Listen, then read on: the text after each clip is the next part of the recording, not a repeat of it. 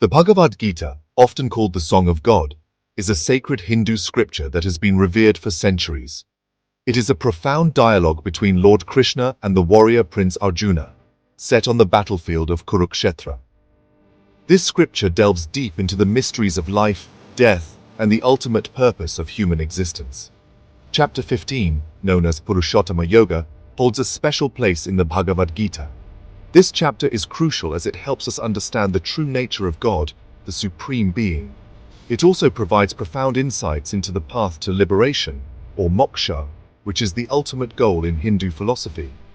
This chapter serves as a spiritual guide, offering wisdom and direction for those seeking enlightenment. It shows us the way out of suffering and the means to attain inner peace and contentment. In this chapter, Krishna, the divine charioteer, imparts essential teachings to Arjuna, the warrior, about the true nature of reality and existence. We can learn a great deal from their sacred conversation, which is filled with timeless wisdom. Purushottama Yoga focuses on the concept of Purushottama, which signifies the Supreme Being. Purushottama, in essence, means the Supreme Being, the ultimate reality that transcends all. Krishna reveals to Arjuna that he himself is Purushottama, the highest and most supreme of all beings. He explains that he exists beyond the material world, in a realm of pure spirit and divinity. Understanding this profound concept is key to achieving liberation and ultimate freedom from the cycle of birth and death. This chapter encourages us to expand our spiritual perspective and see beyond the limitations of the material world. By doing so, it allows us to connect deeply with the divine and experience a higher state of consciousness. In the Vaishnava Bhakti tradition, Krishna is revered as the supreme God. He is the ultimate reality, the source of all existence, and the embodiment of divine love and compassion. He is not just a god, but the source of all creation. The entire universe emanates from him, and he pervades every aspect of it, from the grandest galaxies to the smallest particles. He is loving and merciful, always ready to shower his grace upon his devotees. His smile is said to bring peace and joy to the hearts of those who seek him. He guides us toward liberation, showing us the path to eternal bliss and freedom from the cycle of birth and death. His teachings are a beacon of light in the darkness of ignorance.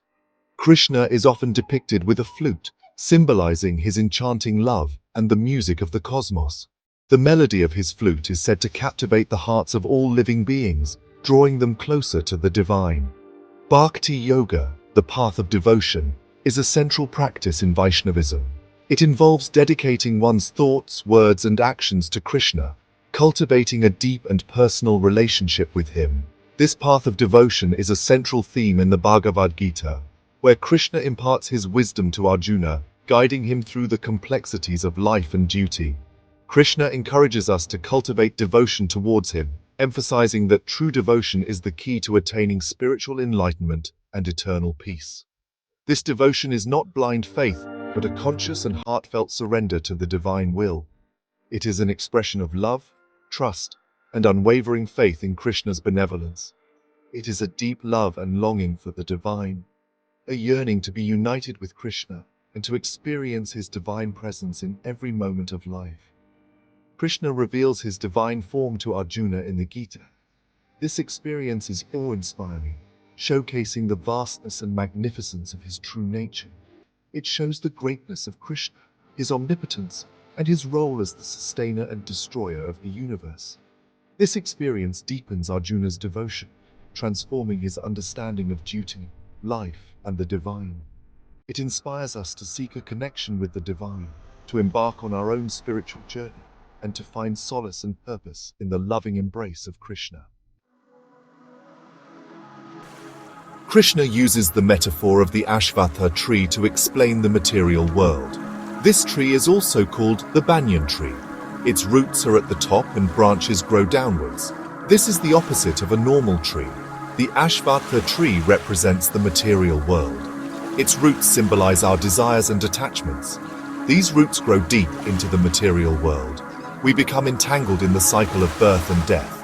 The branches of the tree represent the different experiences we have in life. Some experiences are pleasant, some are painful, but all are temporary. To escape this cycle, we need to cut off our attachment to these experiences. Detachment is key to liberation. This doesn't mean we give up everything. It means we don't get attached to things and experiences. We can still enjoy life without clinging to it.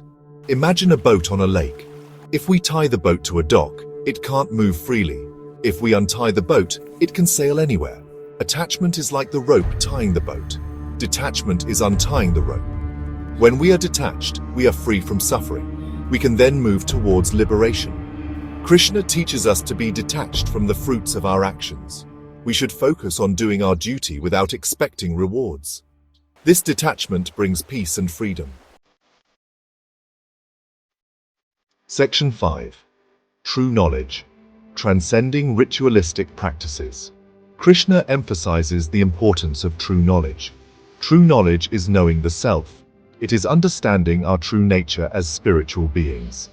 This knowledge is beyond rituals and scriptures. Sometimes people get caught up in rituals. They forget the real meaning behind them.